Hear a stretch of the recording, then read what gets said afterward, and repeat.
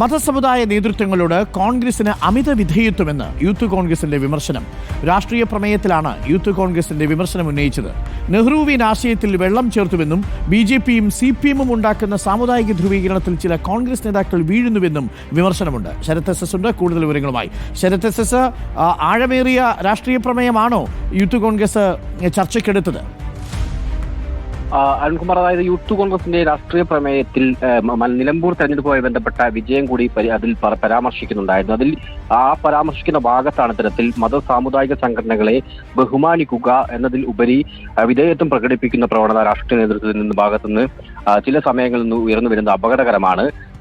ആ രീതിയിൽ ഒപ്പം നെഹ്റുവിന്റെ ജനാധിപത്യ സോഷ്യലിസ്റ്റ് ആശയങ്ങളിൽ വെള്ളം ചേർക്കുന്ന ഏതൊരു നിലപാടും എതിർക്കപ്പെടേണ്ടതാണ്. പലപ്പോഴും മാധ്യമങ്ങളും CPIഎമ്മും BJPയും ഉയർത്തിവിടുന്ന മത സാമുദായിക ധ്രുവീകരണത്തിൽ അറിഞ്ഞോ അറിയാതെയോ ചില രാഷ്ട്രീയ നേതാക്കൾ പോയി വീട് കൊടുക്കുന്നു എന്നുള്ളത് മറച്ചുവെക്കാൻ കഴിയില്ല തുടങ്ങിയ വിമർശനങ്ങളാണ് ഈ രാഷ്ട്രീയ പ്രമേയത്തിലുള്ളത്. ഒപ്പം വർഗീയതയെ നേരിടേണ്ടത് വർഗീയത കൊണ്ടല്ല, മറിച്ച് വിട്ടുവീഴ്ചയില്ലാത്ത മതേതരത്വം കൊണ്ടാണ് എന്നുൾപ്പെടെയുള്ള കാര്യങ്ങളും ഈ രാഷ്ട്രീയ പ്രമേയത്തിൽ പരാമർശിക്കുന്നുണ്ട്.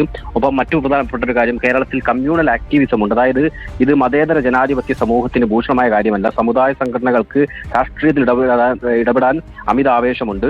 കക്ഷി രാഷ്ട്രീയ ഭേദമന്യേ രാഷ്ട്രീയം സമുദായവൽക്കരിക്കപ്പെടുന്നു. ഇത് നിർഭാഗ്യകരമെന്നും ഈ രാഷ്ട്രീയ പ്രമേയത്തിൽ യൂത്ത് കോൺഗ്രസ് പറയുന്നുണ്ട്. അങ്ങനെ ഇന്നലെ ഇപ്പോൾ സംഘടനാ പ്രമേയമാണെങ്കിൽ ഇന്നിപ്പോൾ ഇത്തരത്തിൽ രാഷ്ട്രീയ പ്രമേയത്തിലും ചില വിമർശനങ്ങളുണ്ട്. ഇതുമായി ബന്ധപ്പെട്ട ചർച്ചകൾ ഇപ്പോൾ പുരോഗമിക്കുകയാണ്. താങ്ക് യു ശരത്താണ് വിവരങ്ങൾ നൽകിയത്.